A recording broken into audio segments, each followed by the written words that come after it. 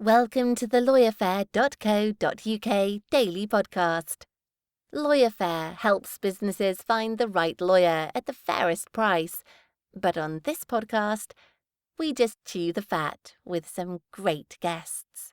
Different lifestyles we have now, Laura. I'm sitting here doing my Friday afternoon business card allocation, and you're wondering where to wander out to in Santa Monica. Now, listen.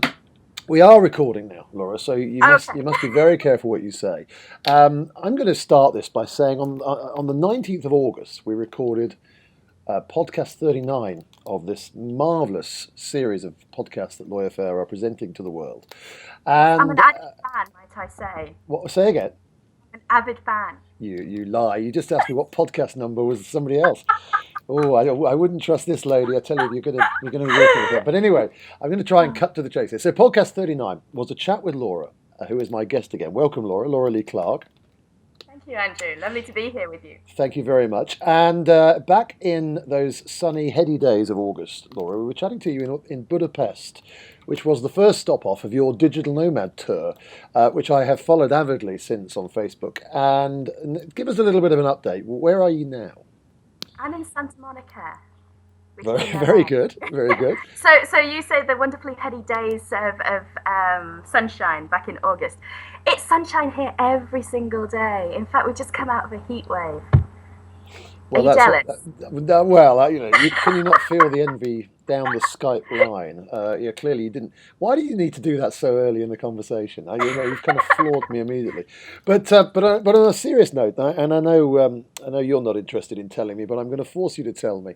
How this whole digital nomad gig, which is fascinating to me, and to many others. I mean, you're still running a business whilst doing all this stuff, aren't you? I mean, what are the tools? What are you doing? How's it working for you in terms of maintaining that kind of business income connection with the real world to some extent? Well, I think that there are two key points for me personally. Well, and actually we've set up another business in the US since we've been doing this kind of on the fly. And I think the thing is to surround yourself with good people who are kind of vested in making things work and enthusiastic and passionate and all that kind of thing and aligned with the mission.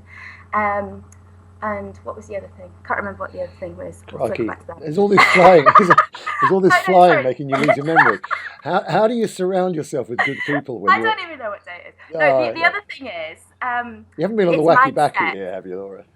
No, no. Like Californian Haight-Ashbury crowd. Do you know that would floor me? I don't know how I'd manage if I was on that stuff. Yeah. I think the other thing, seriously, is mindset. So, we get so stuck in we can't do that, or we've got to do this before we do that, or da-da-da-da. I think decide what you want to do and then let the pieces kind of fall around to create it. And, so finding good people is key. But how do you? But you kind of how do you find? This is the nub of the issue for me actually. Finding good people is great. I sit in my office in Battersea. I go out and find good people. I'm in the startup community. Great. But how do you find it when you're kind of living a virtual? You're on this digital nomad path, this virtual path. Is this online that you're finding these people? How are you getting these people, and what do they do for you? Okay, so the first person was Charlotte, who was my assistant in the UK. We found her through adverts, and we have a rigorous filtering process. And then the second person is Kat, who's in Maine. So she's already in the States, and we found her through my business coach, Danny Eni, because she'd gone through his rigorous interview process, and they only had a certain number of positions, but they thought that she was excellent. So I just kind of reached out. I was at the point where I needed more help, and Charlotte's gone on maternity leave to have a little baba, so I was just like, oh my God, she's going to be gone in 6 weeks or something. We need to do something about this. And I was just reaching out to everyone that I knew, and one of the girls said, oh, speak to Danny, and Danny came up with the goods. So that was a godsend. And I think serendipitous things like this happen. Kat can tell a whole story about how she knew that she wasn't going to get the Danny job, but she wanted to go through the process anyway, and she had lots of signs, and she did tarot readings and stuff, and she was just no, everything is working out like for her highest and best good. And then when Danny connected her and I together, she went looking at the kind of stuff that I do. She was just like, oh my God, this is like amazing. I can't believe that, you know, something this serendipitous could happen. And so I think like we find good people by attracting good people by who we are and being authentically who we are. I think had I just been kind of doing vanilla business coaching, or if I'd just been kind of, you know, not really living my truth, I think it would be a case of just churning through people to see who would stick. So your authenticity brings authenticity, or people with their own authenticity. Sorry, so rather what a convoluted question. I'd never get onto Jonathan Ross, would I, with a mangled question like that? But you're saying you like meets like. So she's seen in something in you that she appreciated, and you're getting that value from her. Exactly. And I think like people say, well, don't you get lonely when you're like out bouncing from one country to another? And it's the exact opposite. In fact, I've been more lonely sitting in a big 4-bedroom house in Oxfordshire, like just bouncing around like on my own with my laptop and my Netflix. More lonely there than I have going from one country to another. Because like out with people, I think there is, I know that we're getting a little bit woo-woo here, but like there is something energetic. We attract the people that we were meant to be with. And like I landed in Budapest, and the lady whose flat I was borrowing, through Air BnB, you know how the Air BnB system works, she'd offered to pick me up from the airport and show me around and all this kind of thing before I'd even landed. And then when we met, like we were friends like that because we were into the same stuff, we had the same outlook on life, and she was so much fun. And we'd go out every other weekend and we'd be doing stuff, and she'd be texting me randomly saying, oh, such and such is happening, there's a wine convention, do you want to go? So it's like I have got lucky every place that I've been to, and I think it has to do with the vibe that we create for ourselves. No, I totally agree with that, and I think the issue about the loneliness, actually being stationed somewhere permanently and thinking this isn't actually very fulfilling, all of that kind of lovely stuff, that of course creates loneliness, and I think that's why I think what you're doing is wonderful, and why I followed it so closely. And so Budapest, we've been to Phoenix, we've been to a variety of other places, and you say you've started up a new business in California. What we're doing what? Hang on, I've got one more thing to tell you about Phoenix. I tried cactus. Wow. Blech. It was horrible. Oh, right. Stay clear of the cactus. In what form? Was this a liquid form or a no, an alternative seating option? Oh no, to eat it. So it was like in chunks. Wow. And a taco. It was horrible. Oh God, I can imagine. Well, thank you for telling me that. You have warned me off something I wasn't considering eating. But so that's Phoenix. I assume there was a lot. I'm assuming there's a lot of meat going down in Phoenix. Is it? I mean, it's not a cactus eating state necessarily, is it? Right. No, you're absolutely right.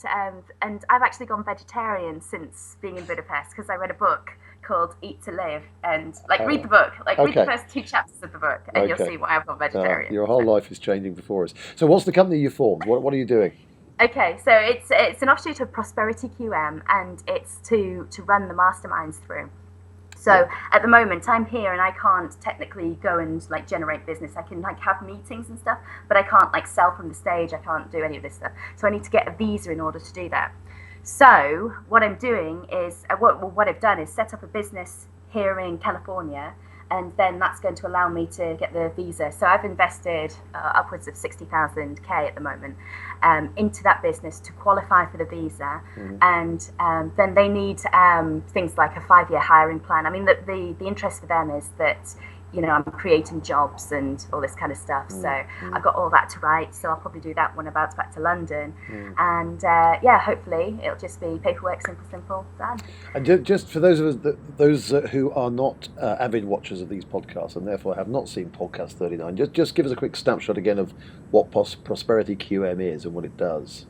Oh, right. Okay. So we help people to shift their consciousness, but in tangible terms, it means that they can kind of 10 times their income, 10 times their lifestyle, and it all comes back to like removing the internal shit. So like once we get aligned with like a personality, and we do like a personality profile for entrepreneurs specifically, and then we look at like the emotional baggage that we're carrying and limiting beliefs, and we take all that crap out of the way and get totally aligned.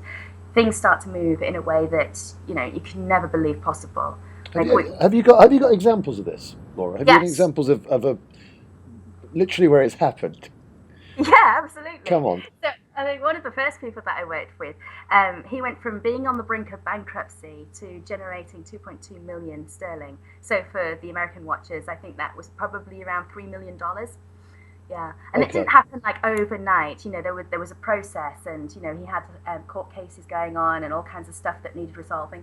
But the more he let go of his judgments and his limiting beliefs, the more those kind of things kind of disappeared, and he didn't need to be right anymore. So that kind of thing just kind of evaporated. And then we kind of used the profiling system to get him in alignment with the tasks that he should be doing, and recruit a team around him who were doing the tasks that were aligned for them and aligned for the business. And that's how everything just kind of clicked into place. And by doing that, and I suppose the release of limiting beliefs, that's got to come from the person, obviously, but by doing that, were you releasing and creating space for him to focus on where his strengths are, what he should be spending his time on, and perhaps what those blockages had been? I mean, was it almost like shedding skins? Do you kind of see it and feel that you're being released from these things? Oh, definitely. Yeah. Definitely. The whole person kind of, all the stress falls away, all the drama, all the I can't, or I can't do this because, and the excuses and everything. And it is liberating, so liberating. Yeah. And I keep doing it on myself. I mean, like I keep, you're smiling. No, I don't know. I have to keep doing it on myself because, like resistance comes up and you're like, okay, that's a little bit scary. Do I really want to do that? And okay, why am I scared? And I look at the belief behind why I'm scared, because I believe that there isn't enough, or I believe that I'm going to make a mess of something. Yeah. And it's like, okay, well, can you let that go? And there's a process. That's interesting. And so Santa Monica, what's the stage now? What's the next plan for LLC? Did I notice that you've incorporated something called LLC, or is that the form of incorporation? That's the form of incorporation. So LLC is an LLC. LLC is my name. Yeah. I get it. I like it. Sorry, you can see why I was getting confused. So what's the next stage for LLC, the person? Okay, so then we go to Austin. Austin's next. Oh, I go to Temecula, so I'm going to hang out on my friend's ranch. I call her my friend, but she's actually my wise person. Right. So she's the person that kind of guides me, kind of like psychically and with wisdom and all this kind of good stuff. Because I think like we are only as good as the people that we surround ourselves with. So, I've got I'm part of 3 masterminds now, and she's my wise person, and hopefully between them they can keep me in check. Right. But anyway, I'm going to go hang with her in the ranch. And have you met her before? Yeah. I met her in a mastermind group. Yeah. Oh, okay. I wasn't sure whether it was an online thing. But in terms of substantial moving, I mean, where's the next base after Santa Monica? Then Austin. Then London for a week. Then I'm thinking of going to Oxford. I've been offered to Moscow. Right. Big difference. Yeah. I've been offered a speaking gig in Moscow, but I'm umming and ahhing because I'm worried about jet lag, and also we've just launched a whole heap of mastermind stuff, and I'll be delivering a new online course by that point. So I'm kind of weighing what's the most sensible thing to do, and maybe to push that out to sometime next year or whatever. Okay. And then Vegas in January. Sorry, can I just ask, did Airbnb at your current flat, did they say in the description that you get huge lorries and buses outside the window? No, they did not. They did not. But they do have alleys here in LA. Do you know, like on Buffy the Vampire Slayer? Oh, yes. Yes. Oh, right, alleys, okay. And that's where they keep all the trash, not the rubbish, the trash. Okay, I get you. And so they're collecting the trash. Is it distracting? No, I just hope they described it. I hope they included it in their description of their bijou residence.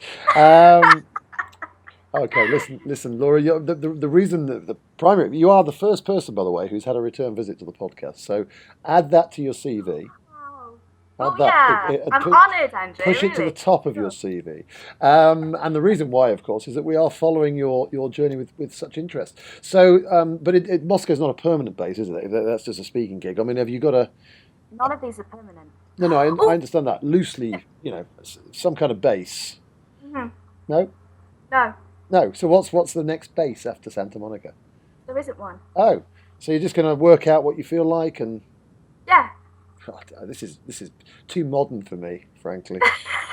Too modern for an old... I do, when I get an idea. So, like, one of my friends that I've met, he's got an MMA academy in Arkansas. And I'm like, I don't even know what Arkansas is. But I can go to my phone, I can go to my Air BnB app, I can put in Arkansas and have a look at places in Arkansas and just kind of book it there and then. I'll be like, okay, I'm going to be there January 15th to February 15th. Boom. Yeah. It's awesome. It is awesome. Technology is amazing, isn't it? Hey, check this one out. Like, I know your viewers can't see this. Your listeners can't see this. I hate to tell you, we're going to make this a video one, but do that again. Seriously, are we? Yeah. I should have warned you. I would have put makeup on, damn it. No. We'll make it audio then. Seriously, I got all dolled up for you last time when you said, "Oh, it's audio only." So. No. Okay, so check it out. This is. I am looking at the original Star Trek. I have to tell you that Laura is something of a Star Trek-y person. Voyager. Oh my goodness! It is what I can only describe as it's a flat that looks like the interior of the deck of Star Trek. Is that about right? Is that a decent description? That is a perfect description, and the bathroom is a holodeck. And the bathroom is a holiday. And this is in Arkansas, is it? Or... No. This is just north of Oxford. Oh right. So I'm going to stay there for a few weeks, just because it's cool and exciting. You're going to stay there? No, I mean, I have to say, Air BnB. I use it as an owner, owner and a guest as well. It's just awesome. I just love it. In fact, I was at an event yesterday. It was a kind of pitching contest of some kind, lots of different startups, and the different marketplaces that are now coming on. The whole sharing economy is just extraordinary. Everything from spare meeting rooms to holiday hotel rooms to kids' clothes that you've just bought, and obviously the kids growing out of them. So there's this kind of almost new marketplace for just extraordinary. Amazing. It is amazing. It is amazing. Between that and Uber, you can go anywhere. It is indeed. Well, listen, Laura, you've been a star. Thank you so much. I will now that you've told me that you would have put makeup on, I can't possibly allow that your great public to see you. No, it's fine. They see me in worse states than this. So we'll take a view on whether it's audio or video. But listen, thank you so much for joining us in Santa Monica this morning. Thank you, Andrew. It's been amazing. Take care. We'll be following your journey. Thanks, Laura. Take care. That was the LawyerFair Daily Podcast, and we'll have more later. Well, tomorrow, actually. That's what happens with the daily podcast. .co.uk Daily Podcast. If you'd like to listen to more, why not subscribe and download each episode via iTunes, or visit us on the LawyerFair.co.uk website.